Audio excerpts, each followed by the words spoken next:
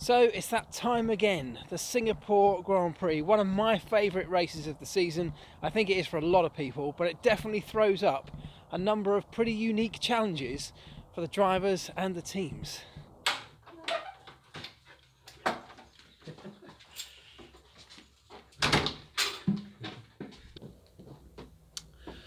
Right, now I love a challenge. I think we all love a challenge, don't we? Formula One teams, absolutely no different. So the challenges of the Singapore Grand Prix, some of them that, as I said, are unique, are just part and parcel of the ever-changing, kind of ever-moving goalposts that is the modern Formula One season. So having come off the past two races of Spa and Monza, it couldn't be more different when you now pack everything up into your air freight shipments and send it across the world to Singapore. A totally different set of challenges to the last two races, potentially a completely different or a very different pecking order, because some of the cars that suffered on the high speed circuits of Spa and Monza may well come back into play and may well be in more favourable conditions when we get to the tight and twisty street circuit of Singapore. So let's look at some of those challenges. Now,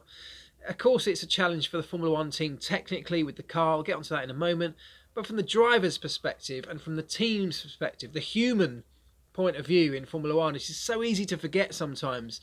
There are so many more humans involved in Formula One than just the drivers. But let's quickly start with them. I mean, the drivers, of course, have a very tough race on their hands here. And this goes for most of the team, of course, while they're out on the road. The temperatures are incredible. The temperatures are well up around 30 degrees, if not more, all the time. And I mean all the time. Even at night, it rarely drops below 30 degrees. That's a lot to take on board. The humidity up beyond 80% most of the time. And that is like being in a sauna. And then it's like being in a sauna and then doing a mega workout, locking yourself in the sauna, cranking it up to the max, and then running on the spot for 2 hours or sprinting on the spot. That's what I guess it must be like for a Formula One driver. I remember, being there with the team and you're wearing all the fireproof gear as we did back then for refueling, fireproof balaclavas, gloves, underwear, Nomex fire suits, long socks, boots, the whole lot. Same sort of kit that a Formula One driver wears, and that was insane. Just sitting in a garage and bursting out for 4 or 5 pit stops within that 2-hour period was just insane. I mean, I can't even begin to describe it properly how difficult that is. So as a driver, when you're strapped in the confines of this very tight cockpit, which the heat builds up in there as well, it's very hot. You've got hot electrical boxes all around your backside and around your legs. There's no airflow, and any airflow that does come in through the cockpit is actually hot air. You're not, I think Daniel Ricciardo said, it's one of those places you open your visor a little bit to crack it open to get some cool airflow in, and the air that flows in is almost hotter than what you were feeling already. So massive physical challenge. It's also the circuit with the most corners of any on the Formula One calendar. That means that from a driver's perspective, it's busy. Those corners are coming thick and fast. There is no time, like you might get at Monza, and it seems strange to say this, to take a little break on the straight.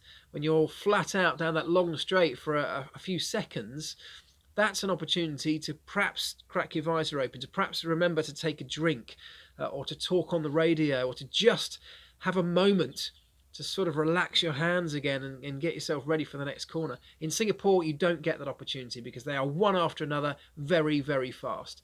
So physically, from that point of view, you're always working for the 2 hours. And it does go the full 2 hours because of the way the circuit is, the length of the circuit and the slow lap. The race almost always lasts pretty much the full 2 hours that are allowed in Formula One.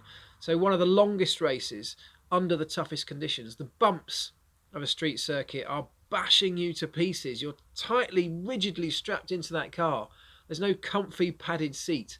You are strapped hard against a carbon fibre seat, albeit moulded to the shape of your body, but you are being bumped around constantly, thrown around this racetrack, knowing that if you get something just a tiny bit wrong, you will end up in the wall. So mentally, it's incredibly challenging. Physically, it's incredibly challenging. For the team back in the garage, of course, you've got to maintain the hydration levels. The drivers have to do the same. The drinks bottle inside the car that's normally tucked in behind the driver's seat. I remember we used to pack that in dry ice before the cars went to the grid, just to try and give it a little bit of cooling. By the time you got to the grid, and I used to always have a little taste just to check it was working. It was like a cup of tea. It was really warm. So they're drinking very warm, almost hot water all the way through the race. And they have to be reminded to do that because it's so easy to forget. So many things that they have to contend with on this particular race weekend that are different to most other weekends. Add to that, of course, the challenge of staying on European time, which affects the whole team. Because it's a night race, everybody travels from Europe, lands in Singapore, and instead of switching onto Singapore time, we all try and stay on the European time zone. Now, on one hand, that's great because there's no jet lag. But on the other hand, there are challenges to making that work. You know, you've got to have your hotel on board to be able to serve you breakfast at lunchtime and then lunch at dinner time, and perhaps stay open, keep the restaurant open into the early hours of the morning to be able to feed the team dinner when they get back. You've got to make sure the hotel has blackout curtains on the windows. That's hugely important to keep you sleeping through until lunchtime. You've got to have the cleaners in the hotels instructed not to go near the floor where the Formula 1 team is based, because you're bashing a Hoover against the door at 8 o'clock, 9 o'clock in the morning. It will wake people up, and that can affect their weekend. So lots and lots of things to contend with from a team and driver perspective, from the human side of it, that are so different to most other races. Massive challenges. Right, I've actually got to run out quickly. I've got to go and drop something off at the post office.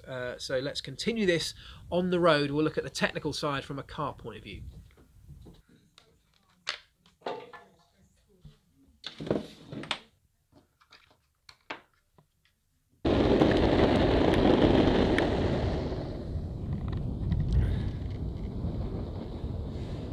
The Singapore Grand Prix is all about slow speed grip. That means that everybody will be running maximum downforce because there are no really long straights to really open the car up like we've had at the last two races.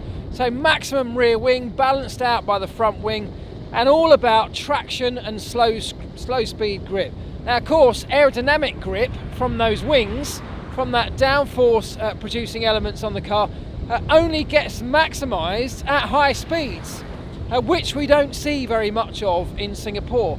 So the downforce, that's why the downforce has to be piled on, because you need so much wing to actually achieve the level of downforce that will help you get around the lap. Much more important to these Formula 1 teams, and this is what really differentiates the performance of the different cars at this particular circuit specifically, it's much more about mechanical grip. Which cars give the best mechanical grip at slow speed? And you've got to say Red Bull is definitely one of those. They will definitely come back into play here. Conversely, Mercedes, this is not one of their strongest circuits. They've got great downforce, they've got great power. Have they got great slow speed grip, mechanical grip? From a tyre perspective, we have got a combination that we haven't seen before. We've got the Hypersoft, the pink Hypersoft, the purple Ultra Soft, and then there's a step missing out the red Super Soft, going straight to the yellow soft tyre. We haven't seen that mixture before. The step, I hope, will end up giving us some good strategy options. Last year it was a one-stop race, of course, but I'm not sure you'll be able to do a one-stop race whilst using that pink Hypersoft tyre in qualifying. And so there's going to be a real balance to find as to whether the top teams can get through Q2, the second part of qualifying, using perhaps the Ultra Soft tyre rather than the Hypersoft, which will allow them to start the race on that, potentially then go for a one-stop race using the soft tyre for the second stint. So much of that is just guesswork at this stage, because one of the other things about this particular track, of course, being a street circuit, is that it's a street circuit. It's very green in the beginning. On Fridays, during the practice sessions, it's very green, and particularly in FP1, one of the most pointless sessions that we have all year in Formula 1 is done in the daylight, in the heat of the day, when there's no other sessions or meaningful sessions going to be running at that time of day at all over the rest of the weekend. So FP2 is really where it's at when we get to Friday, and it'll only be then when we start to get a handle on how these tyres are performing on this particular track. And even then, the circuit evolution is so great in Singapore because it's an underused street track that actually things can have drastically changed by the time we get to qualifying on Saturday afternoon. Of course, whatever strategy you decide to choose, you've got to factor in that there could well be a safety car. We've had a safety car every single time we have raced in Singapore, and there's nothing to suggest that that trend wouldn't continue. The barriers are so close that the tiniest mistakes get punished heavily by the drivers and of course for the cars, and recovering those cars is not a quick or easy operation. So your strategy has to have an element of flexibility in it to allow you to switch from a one stop to a two stop if the safety car were to come out at the right point in the race, or vice versa. The heat and humidity, of course, is also very tough on the power units. Trying to keep the drivers cool is one thing, but trying to keep the power unit cool is quite another.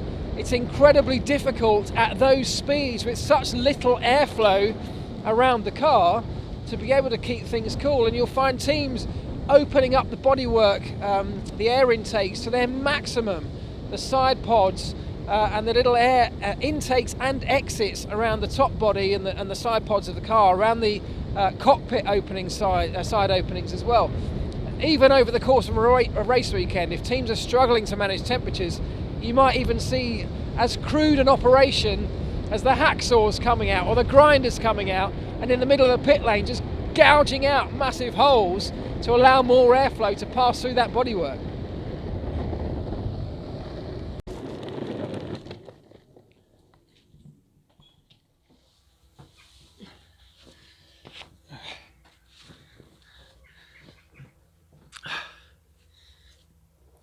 So temperature and heat is by far the biggest challenge across all areas, whether it's human, whether it's the car, whether it's tyres.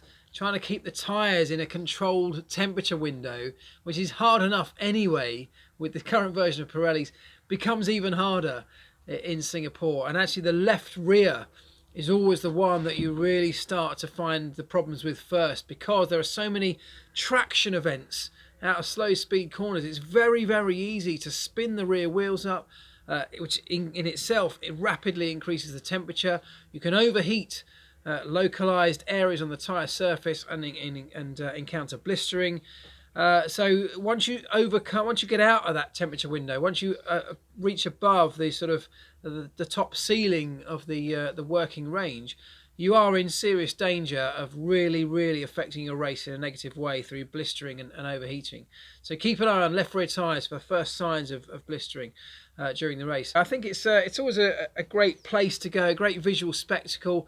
The race itself is not always that interesting, is it? There are not that many places to overtake. I think heading into, turn 7, I think, is probably the best overtaking opportunity, but they are few and far between. So it's all about qualifying, it's all about getting it right on Saturday. There's lots goes into any Formula 1 race, but I think some of the challenges here are a little bit different to most. Anyway, I hope you enjoy it. I hope that we do get a good one, and let me know who you think is going to end up winning. My money's probably on Ferrari.